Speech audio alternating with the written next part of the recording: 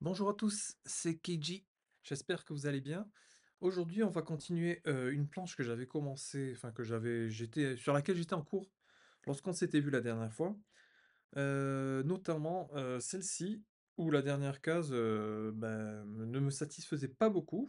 Donc j'avais essayé de d'améliorer un petit peu le posing de Ellie Fox sur la gauche, mais je trouvais pas ça terrible, terrible. Donc je vais voir si aujourd'hui j'ai un petit peu plus d'inspiration pour rendre le tout plus vivant et plus naturel. Donc je repasse sur mon calque de brouillon, hop, et je vais essayer de... Alors les mains je ferai plus tard, je vais essayer de voir comment je positionne les jambes. Sachant que là en plus il n'est pas en position de course là, Fox, il a les mains un petit peu croisées.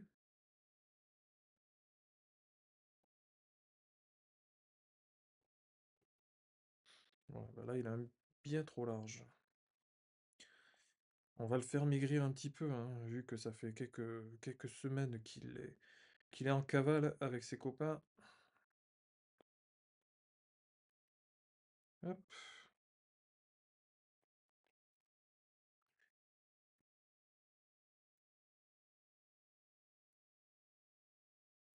il fait un grand écart, c'est nul.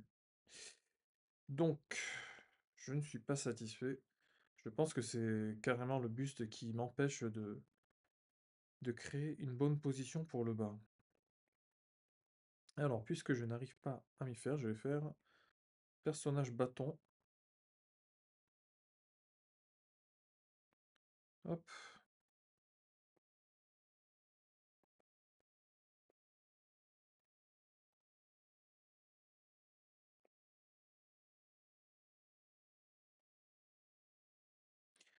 là, ce serait quand même un petit peu mieux. Je vais simplement rehausser le personnage que je trouve un peu bas.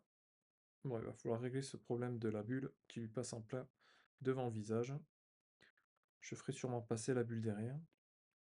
En attendant, on va essayer de peaufiner un petit peu ce brouillon pour que la pose du personnage soit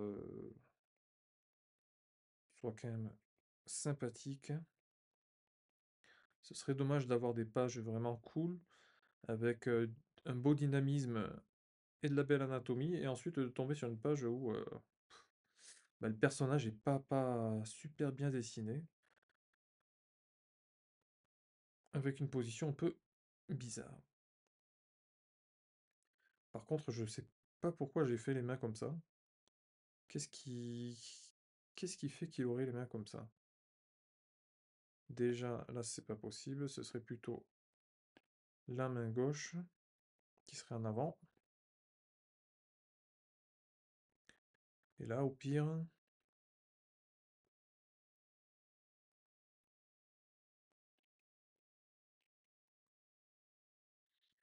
Bon, bah, il faudrait pas qu'il ait de main droite, tout simplement, hein, voilà.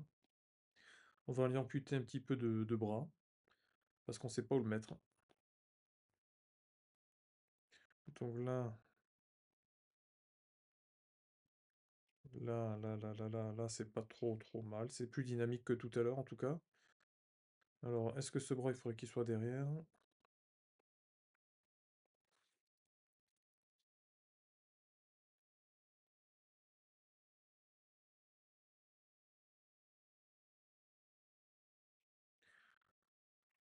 On a presque quelque chose.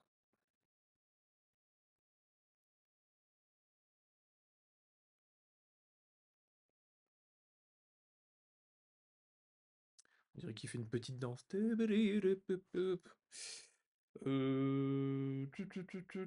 Ce bras est un peu long.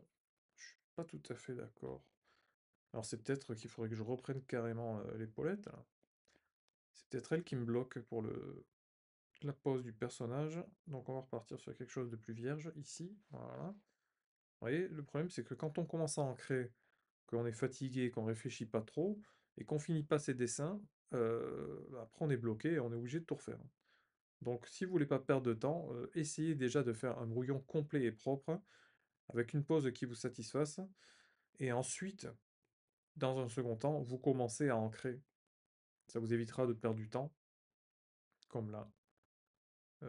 Attendez, comment il court? Il a les 2 points comme ça? Ah oui, je pourrais lui faire les points comme ça.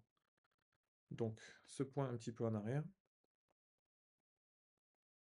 C'est sûrement ce que j'avais essayé de créer à l'origine, avec les 2 petits points comme ça, comme s'il faisait un petit footing.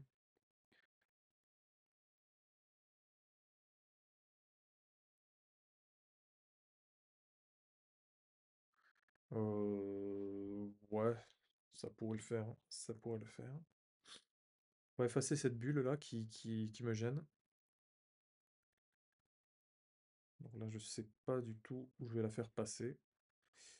Sachant que c'est Caroline qui est censée parler, peut-être on peut le faire passer ici, là. On peut peut-être la faire passer en bas, sur les jambes, puisque notamment là, j'ai vraiment trimé à faire une position sympathique, et que je suis toujours pas complètement convaincu, donc là au moins ça cachera une partie, bon voilà. Une pierre deux coups, hop, tu n'as rien vu. Voilà, je repasse sur mon calque d'ancrage, je vais baisser un petit peu l'opacité du bleu. Je sais pas si vous voyez, ouais, vous devriez voir là, ça devrait être bon. Hop, et on va continuer le dessin à l'encre. Check. Alors finalement, je sais pas si j'ai pas effacé l'épaulette pour rien, parce que quand je regarde, il me semble que c'est à peu près comme tout à l'heure. Tant pis, faire et refaire, c'est toujours travailler.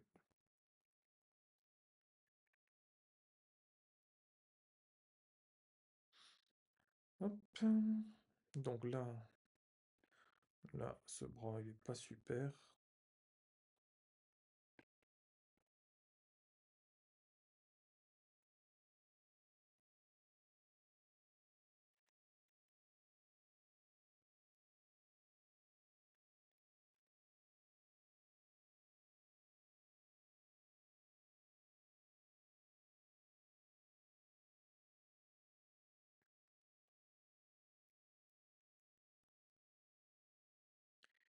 Voilà, grosso modo.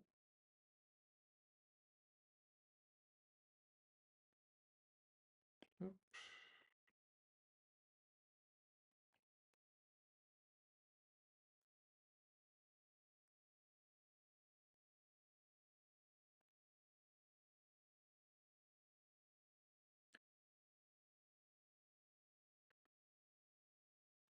Et alors là, je fais une version non censurée de la scène, hein, version intégrale, pour que vous voyez que des fois, ben, on trime en tant que dessinateur. On a du mal sur certaines pages qui pourtant représentent pas spécialement de défis particuliers, hein. Je veux dire, il y a des scènes d'action assez complexes que j'ai réalisées pour ce tome 2 que j'avais jamais vraiment trop fait auparavant.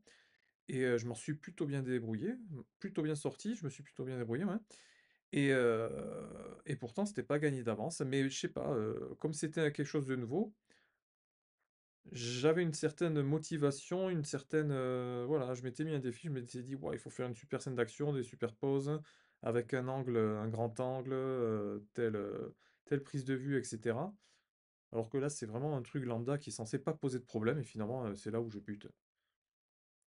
Donc vous voyez, les errances et les difficultés auxquelles se heurtent parfois les auteurs.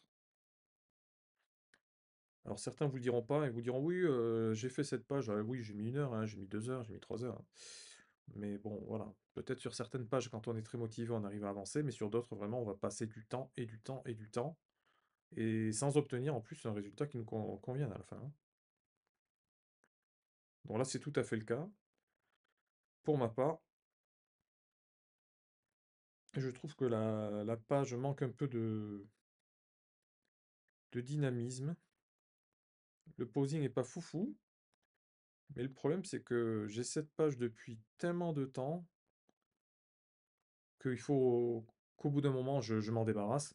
Alors soit j'ai un coup de génie et j'arrive à tout refaire, j'ai l'énergie, je refais tout et ça ressemble à quelque chose qui me satisfait.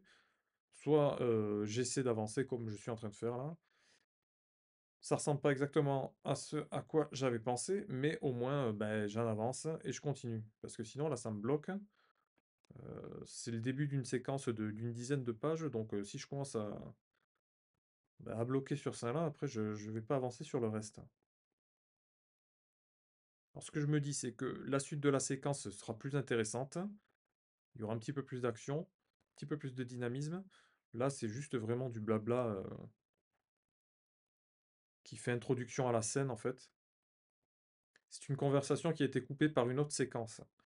Donc on reprend avec une grosse bulle, là, au début, là. Ici, hop, on reprend avec, ici et ici. Un petit peu de dialogue d'exposition, on va dire, pour remettre dans le contexte et pour faire suite, donc à la séquence qui avait été coupée auparavant par, une ou 2 autres séquences, pour qu'on puisse reprendre le fil, en fait, qu'on puisse reprendre le train en marche et comprendre de quoi il est question.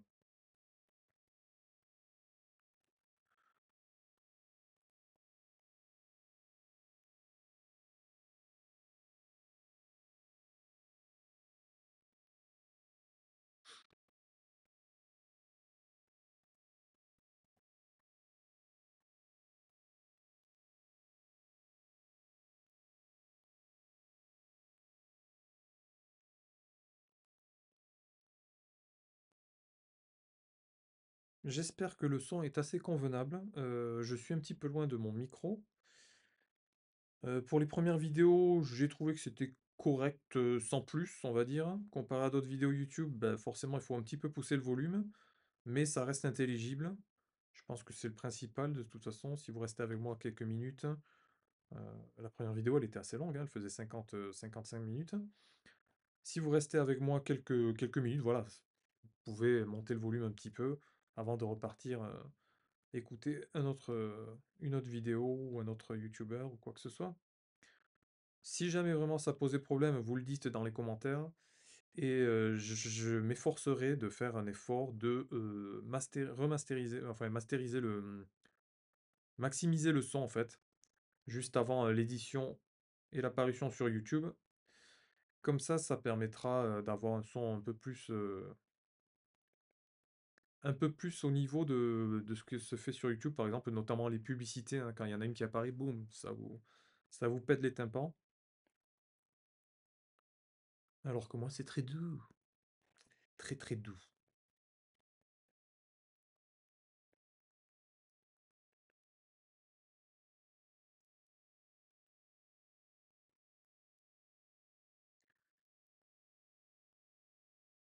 Notamment, je suis pas encore tout à fait au point, hein, avec, le logiciel pour faire du live, donc c'est pour ça que je m'entraîne à faire des pseudo-lives tout seul. Je vous poste les vidéos en différé sur YouTube. Le but à terme, c'est de pouvoir échanger ensemble, hein, donc que vous soyez, passionné de manga, que vous soyez, apprenti mangaka, dessinateur en herbe ou pas. Le but, c'est vraiment, voilà, de partager. Vous parlez avec moi sur le forum, mais pour l'instant, comme, je suis pas encore à l'aise, je me fais vraiment violence pour pouvoir parler, comme je vous l'ai dit, à la caméra. Donc j'essaie de prendre mes repères, de prendre mes marques là et notamment, bah, la 2e vidéo que j'ai sortie sur la chaîne, elle était censée, être juste, une simple, un pseudo live comme j'appelle ça. Le problème, c'est que quand j'appuyais sur les fenêtres, pour vous montrer ce dont je parlais, dont il y avait des fenêtres d'InDesign, des fenêtres d'aperçu, un site internet et cetera. Le problème, c'est que je sais pas si j'ai mal cliqué ou si ça a buggé, ça n'a pas suivi et c'est resté. La vidéo s'est enregistrée avec la même fenêtre tout du long.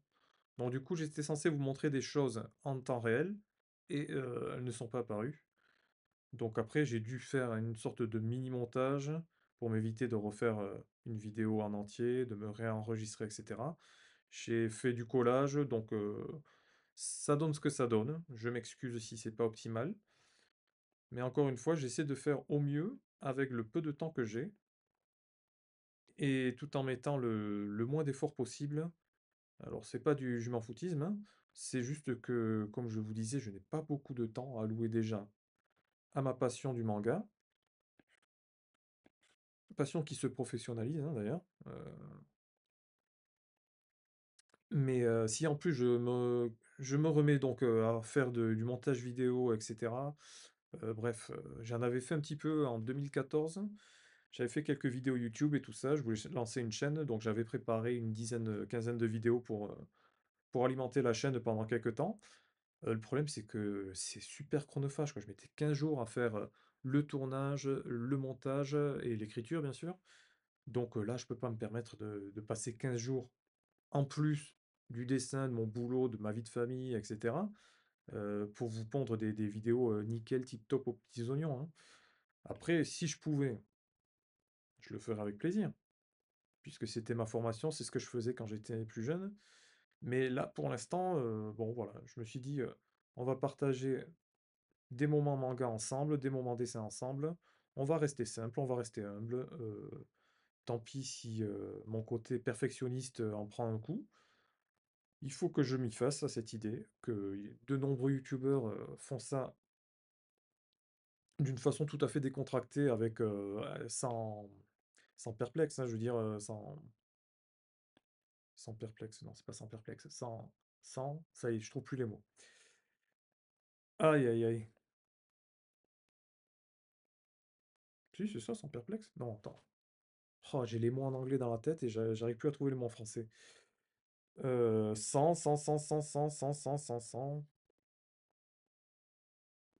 Ils font sans. Pas perplexe, oh là là, mais sans. Oh, je suis stressé maintenant. Je trouve plus le mot là, là ça me stresse. Sans complexe, oh là là, mais je suis fatigué, mais j'ai besoin d'un petit café, bien évidemment. Oh là là, sans perplexe, mais qu'est-ce que je raconte? Aïe aïe aïe aïe aïe aïe. Je vous dis, la migraine de la dernière fois, hein, que j'avais lors de la première vidéo, elle est toujours pas passée. Ah, c'est dur, hein. Donc voilà, à moi de travailler sur ma personne et d'accepter de vous servir des vidéos sans complexe. Des vidéos très simples, sans montage, où j'essaie de parler avec mes humbles capacités. Voilà. Donc j'espère que plus tard vous viendrez faire la conversation avec moi sur le forum ou sur les lives ou sur le chat. Comme ça, je me sentirai moins seul et j'aurai des, des choses à dire. Aïe aïe aïe aïe aïe. Bon, est-ce que ça avance bien ça? Parce que là, je parle, mais est-ce que je travaille bien? Est-ce que je travaille bien?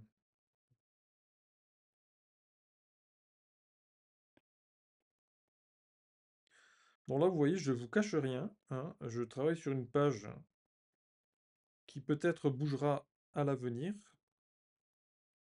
Une page qui me donne du fil à retordre. En fait, j'ai écrit cette partie-là, cette séquence-là, j'ai écrit il y a des années. Et je l'avais écrit vraiment en mode à l'arrache, juste pour avoir les textes, les dialogues, les explications, pour les révélations à venir, etc. Et je sais pas pourquoi je l'ai gardé tel quel. Quand je l'ai importé là dans mon projet, hop, j'ai mis mon. Je vous la montre, hein. Tuc. Je l'ai quasiment gardé tel quel.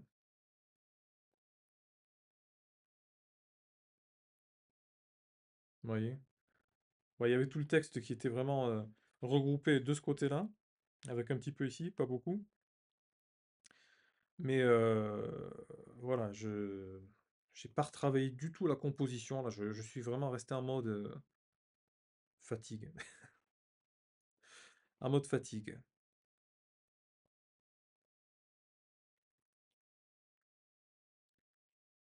Alors, pourquoi des fois ça m'arrive des périodes comme ça où j'essaie d'avancer mais j'y arrive pas trop, donc bah, tant pis, je m'efforce quand même de faire des efforts même si c'est pas optimal. Tout simplement parce que quand on n'y travaille pas tous les jours ou à plein temps, parfois c'est difficile de se remettre dans le bain. On avait une séquence, on l'a terminée, on était content, etc. Des fois, il nous tarde de reprendre et puis on tombe sur une séquence, voilà, d'exposition, de dialogue, quelque chose de tout à fait moins excitant.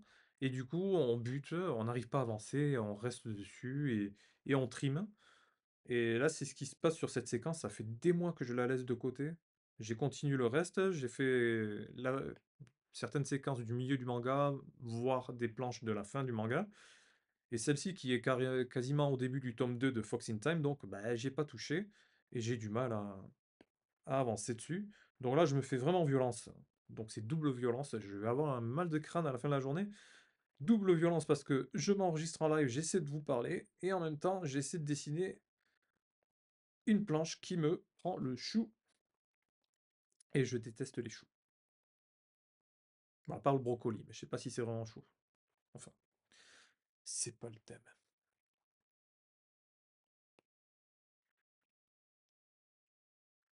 Hop, jusqu'où elle va cette lance, hein. Tac, tac, ici.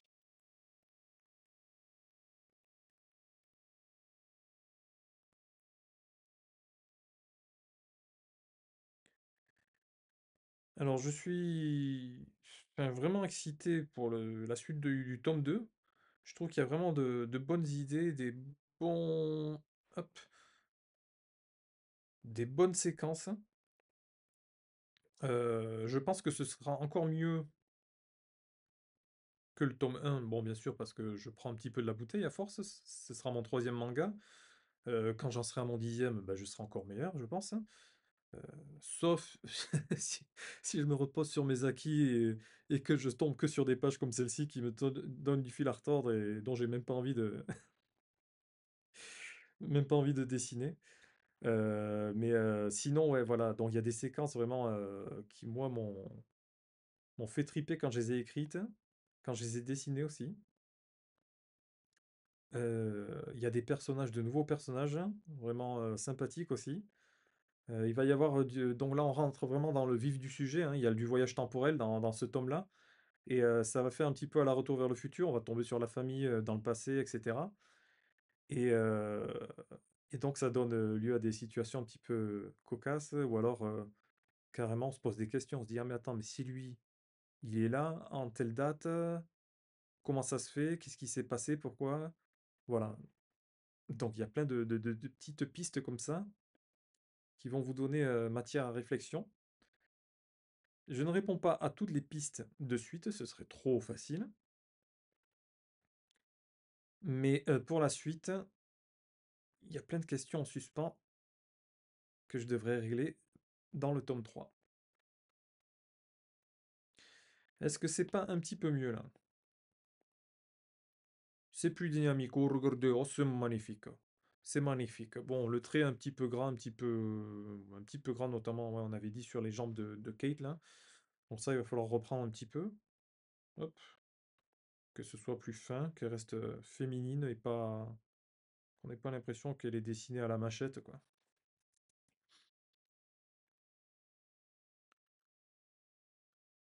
Alors j'essaie de faire les personnages féminins classieuses, même si je trouve que quand je regarde le tome 1, bah, c'était pas forcément gagné d'avance sur toutes les cases. Je pense qu'il y a un peu plus de cohérence sur le tome 2, même si petit à petit, je trouve que dans mon style, je m'éloigne de ce que j'avais imaginé pour ces personnages féminins-là, de cet idéal, de cette forme de visage, etc. Et alors, j'ai un petit pincement au cœur parce que quand je vois les concept art et tout ça, je me dis, ah ouais, c'est vrai que c'était pas mal là quand même. Là, ah, j'aimais bien la forme du visage, le menton ici. Mais bon, je suis à l'aise comme ça, je me prends pas plus de chou que ça, hein. Si ça coule, si c'est fluide, bah, je continue. Et au pire, ces particularités faciales que je trouve intéressantes, peut-être je les intégrerai dans un autre personnage ultérieurement, ou qui sait, dans un autre personnage tout court, dans un autre manga. On sait pas.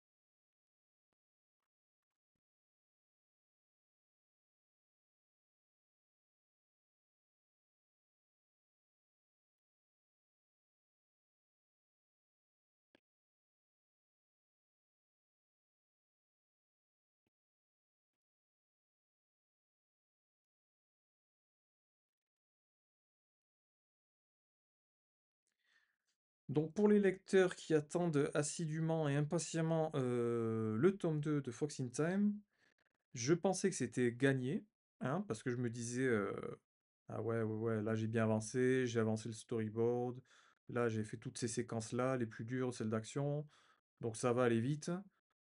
Et je pensais cette fin d'année être fin prêt à vous présenter la plupart du projet. Malheureusement, c'est pas le cas.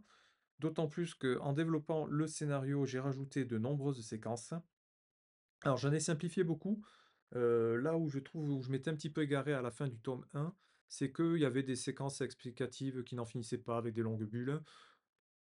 On suivait les personnages dans la réflexion, ils essayaient de comprendre le comment du pourquoi, comment ça fonctionnait le voyage temporel, et cetera. C'était mon intention de départ, mais je trouve qu'avec le recul, c'était pas ce qu'il y avait de mieux à faire. C'est pas le plus intéressant, d'autant que dans la suite de l'aventure, j'ai préféré simplifier ces choses-là, pas rentrer dans les détails. Au début, je voulais faire, de la pseudo-science, quelque chose qui se rapproche vraiment, à la théorie de la relativité, les trous de verre, les trous noirs, et cetera. Finalement, je vais rester plus simple, on va rester dans le côté action-aventure. C'est pas le but de faire du Docteur Stone, en fait, de mettre de la science partout, manière à étaler son savoir. C'est pas du tout ce que je voulais faire à l'origine, donc j'ai laissé tomber cette idée-là. Ça veut pas dire que toute la fin du manga du tome 1 ne vaut rien, hein. C'est juste qu'il y a on suit la réflexion des personnages. Ça servira pas forcément, dans le détail dans le tome 2, même si on va comprendre, où mènent leurs réflexions. Et donc j'ai simplifié pas mal de séquences pour le tome 2. Mais simplifié, ça veut pas dire, ultra simplifié, hein, c'est pas non plus bête, bête. Au contraire, j'ai préféré me concentrer sur, voilà, sur une mise en scène dynamique, sur des personnages en couleur qui interviennent, d'une façon plus régulière avec un montage, parallèle. Donc, ce qui va être intéressant et ce que j'espère que les plus petits parmi vous lecteurs, pourraient comprendre, c'est les différentes timelines, en fait. Parce que les personnages, vont voyager dans le temps, mais on va continuer à suivre des personnages dans le présent, mais c'est un présent qui se passe sur 2 3 jours, d'intervalle. Donc parfois ça va être un petit peu avant, parfois au milieu de cet intervalle, parfois à la fin de cet intervalle, et on va aussi se retrouver en même temps dans le passé. Donc j'hésite à voir, si sur chaque, début de séquence je marque la date, tel jour, tel truc machin, ou, si je mets juste la séquence avec les personnages en fonction de leur âge de l'époque. Moi, j'aurais été plutôt pour, cette idée-là, ou de rappeler juste la date à un ou 2 passages, on va dire. Parce que je trouve que c'est fluide, j'ai réussi à faire quelque chose de vraiment fluide, dans la suite des événements. On comprend bien les séquences, comment elles s'enchaînent, et cetera. Et du coup, est-ce que c'est nécessaire de rajouter des dates partout? Est-ce que ça complique pas la chose? Est-ce que c'est pas un aveu, un semi-aveu de d'échec, de dire: «Ah oui, je sais pas, c'est pas clair peut-être ma mise en page, les gens vont pas comprendre, donc je devrais mettre ça», je sais pas.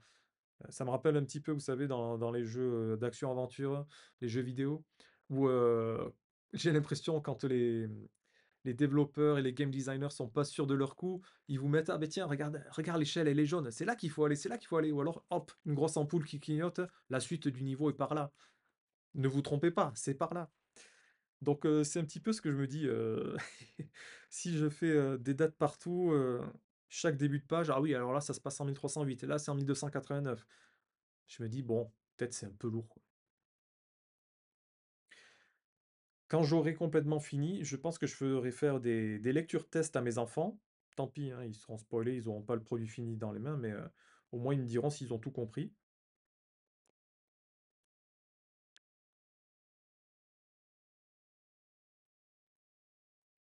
Et on verra donc si je garde tel quel ou si je dois modifier certaines choses. Dans tous les cas, je trouve que ces actions en parallèle, donc ce montage alterné, est intéressant parce que ça donne vraiment du dynamisme et puis ça donne un écho aussi. Quand un personnage il y arrive quelque chose ou il dit quelque chose, hop, on voit qu'il y a une sorte d'écho à l'autre personnage, mais c'est pas du tout la même séquence, c'est pas du tout au même endroit ou c'est pas du tout la même année. Donc je trouve que ça rythme vachement le récit.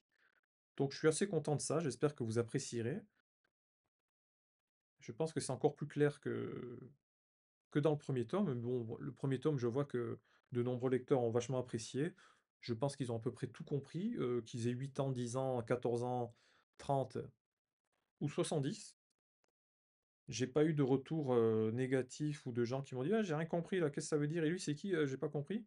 Non, non, tout le monde a apprécié.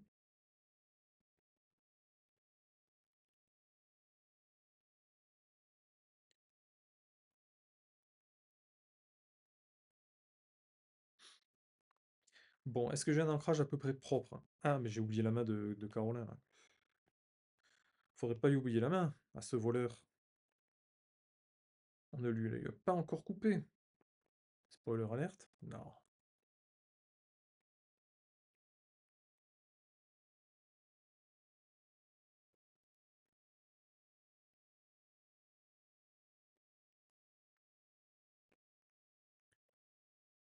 Alors, je sais pas si vous avez remarqué, Carolin, dans le premier manga, parfois il a 3 doigts, comme les Tortues Ninja, parfois il en a 4.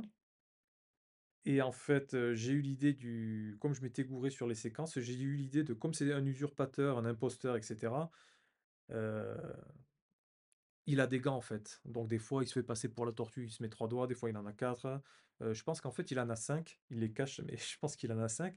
Mais voilà, ça lui fait un gant de protection et en même temps, ça lui permet de jouer son jeu de tortue. Parce que si vous avez lu le manga, vous allez vous poser la question: «Est-ce que c'est vraiment une tortue?»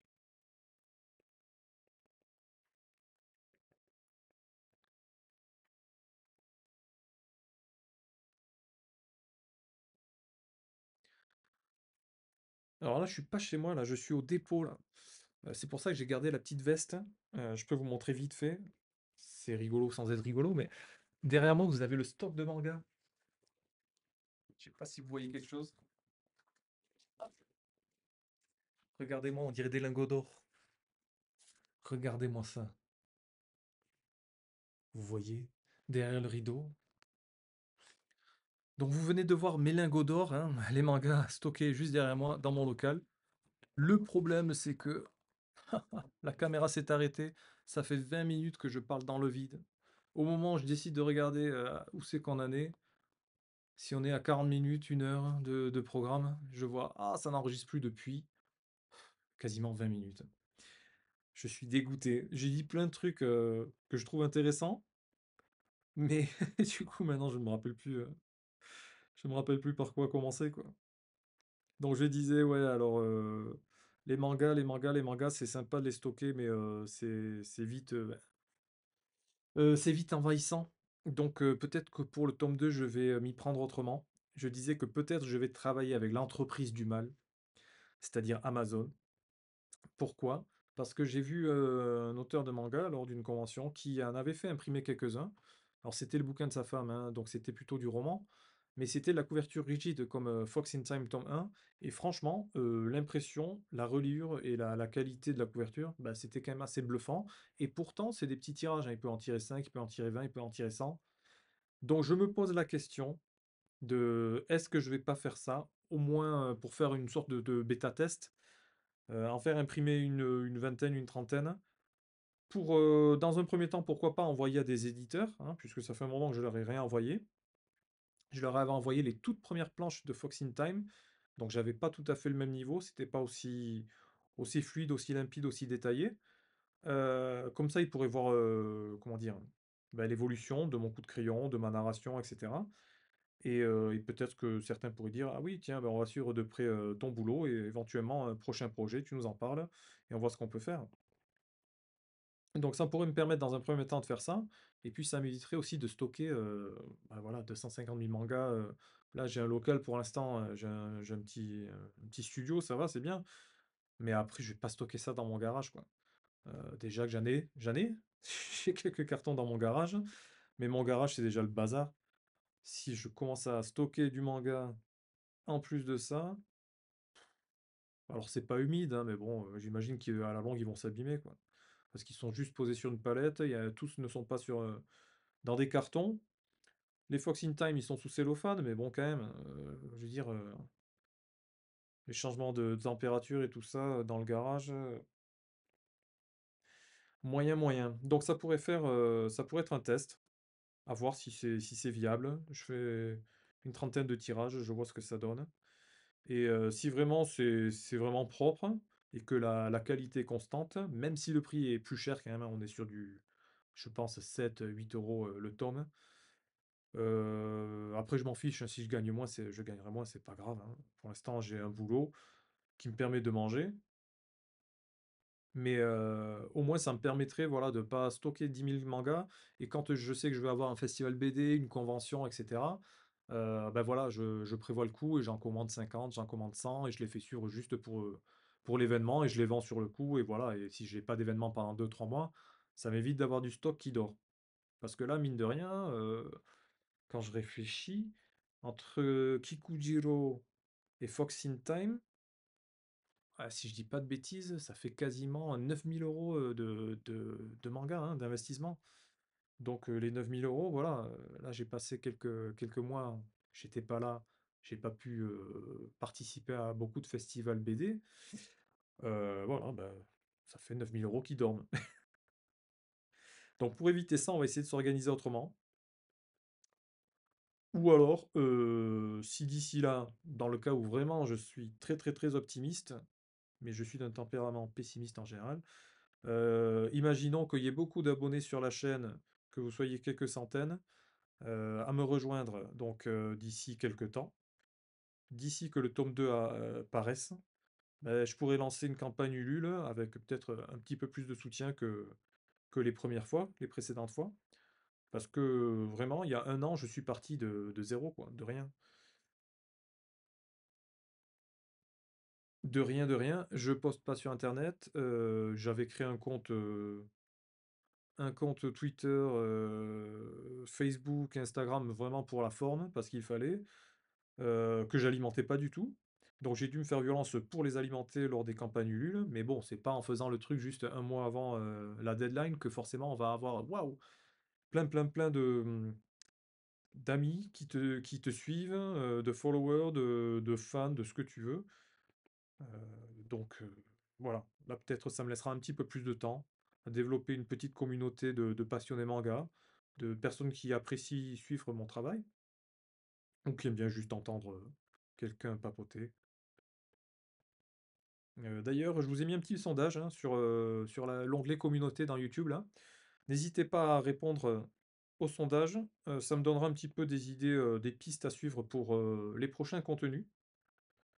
Parce que là, vraiment, je suis en mode détente, comme vous le savez. Déconnexion du cerveau, surtout en ce moment même où je suis en train de faire les hachurages. Les hachurages, ça se dit ça? Les hachures? Les hachurages. Oui. Oh, j'aime bien la néologie. J'adore inventer des nouveaux mots. Non, mais ça se dit, hachurage, rassurez-moi. Hop, voilà, voilà. Donc, tac, tac, tac, tac, tac. Donc voilà, je ferai peut-être un test avec cette entreprise du mal qui dépanne quand même tout le monde, malheureusement. Je vous disais également avant que ça coupe que, comme j'étais en auto-édition, j'avais contacté des diffuseurs. Donc des diffuseurs, c'est des personnes qui vont stocker, vos mangas et qui vont les envoyer, les dispatcher un petit peu partout dans la France, que ce soit, lors de dédicaces en librairie ou même, dans des Fnac, voilà, des points de vente comme ça. Mais ces distributeurs-là donc, m'avaient dit qu'ils étaient overbookés et que pour l'instant, ils ne pouvaient pas prendre de nouveaux clients. Donc, ils m'avaient dit: «Recontactez-nous d'ici, 2-3 ans». Et comme je disais, bah, je vais pas attendre 3 ans pour, espérer commencer à vendre mes mangas, donc je me débrouille moi-même. Lors des conventions, lorsque je passe parfois chez des libraires, que je vais dans des Fnac et cetera, je leur pose la question: «Vous voulez quelques mangas?» Je vous en pose quelques-uns. Oui, non. Des fois, c'est compliqué, il faut passer par les centrales d'achat, et cetera. Donc pour l'instant, je ne me suis pas trop penché sur la question. Ça viendra certainement avec le temps, hein. Il faudra, si je veux pouvoir dégager vraiment du bénéfice. Mais là, vraiment, le but premier, c'est de rencontrer mes lecteurs, de trouver de nouveaux lecteurs et de présenter mon travail donc à des personnes qui sont passionnées par la BD, par le manga, par le dessin ou juste par l'humain.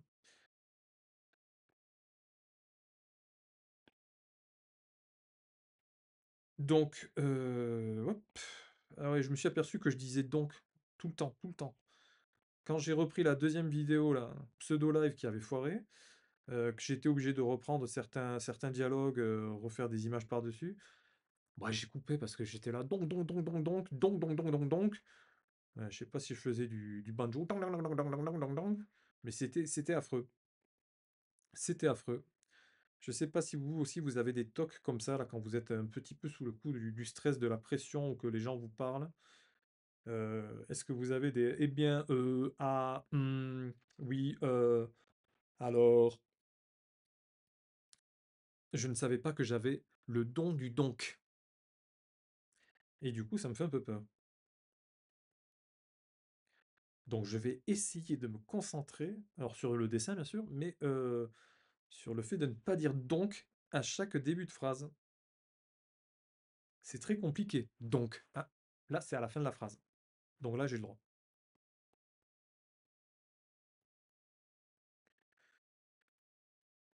Dites-moi, quelle chaîne YouTube vous suivez concernant le manga? Alors, le manga, critique de manga, review, nouveauté manga, mangaka, je sais pas, des auteurs. Ça m'intéresse de savoir si vous avez trouvé des petites perles, des petites pépites qui remontent pas forcément dans les, comment dire, dans les algorithmes de YouTube. Parce que c'est vrai que moi, des fois, je galère à trouver des auteurs ou des mangaka ou des émissions intéressantes sur le manga. Parfois j'en trouve, il y a certains youtubeurs que je suis, mais des fois, bon voilà, j'aimerais découvrir quelque chose de neuf ou un regard autre, une critique différente de ce que je connais déjà. Donc si vous avez des noms, n'hésitez pas à me les mettre dans les commentaires, comme ça j'irai voir si ça me branche.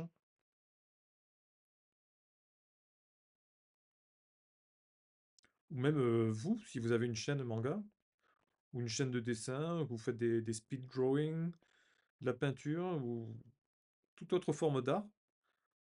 J'aime bien regarder. En général, c'est plutôt sur les réseaux sociaux que je regarde ça, là, les petits shorts et tout ça. Mais pourquoi pas sur YouTube, hein, si vous avez une chaîne YouTube, avec plaisir, j'irai voir votre boulot.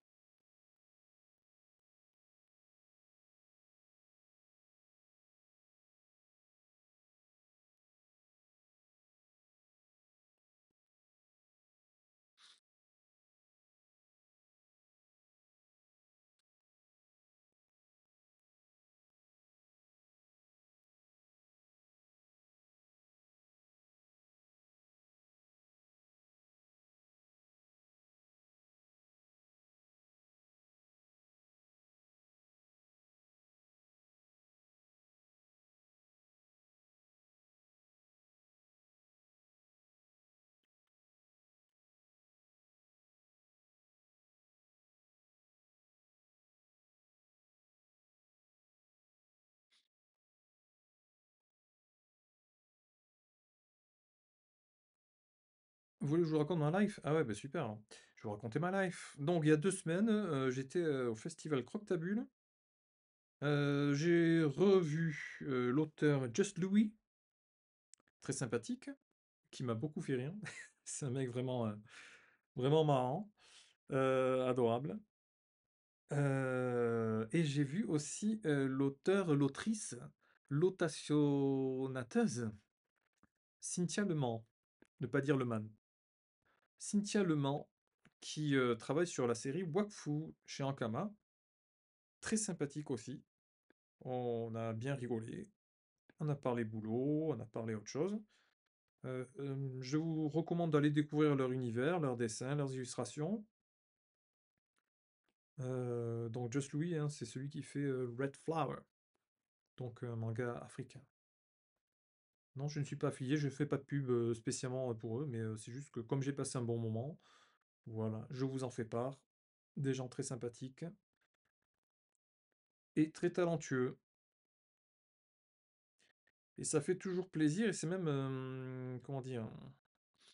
C'est même parfois intimidant, hein, parce que quand on voit des personnes, en fait, qui sont tout à fait, lambda, enfin, c'est des personnes normales, je veux dire, il y a rien de particulier et que on sait qu'en elles, elle renferme un savoir, une connaissance, une maîtrise, une dextérité dans l'exécution du dessin, c'est vraiment fantastique.